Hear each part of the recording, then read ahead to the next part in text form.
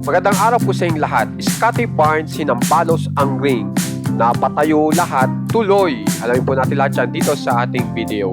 Bali ngayon po ay naglalabang nga po ang Toronto at ang Sixers. At ito nga po si Barnes ay nagpakita ng napakalakas na pag-atake kung saan ay naihambalos niya po yung bola sa ring.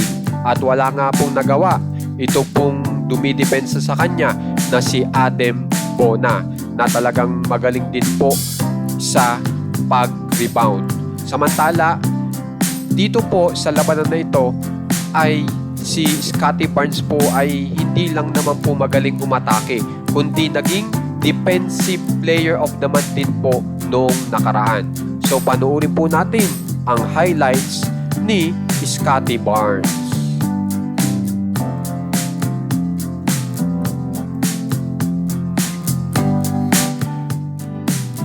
So kung mapapansin nyo, nag-fake, sabay atake, sabay hambalos ng bola kung saan ay talagang napatayo nga po ang mga madlang people.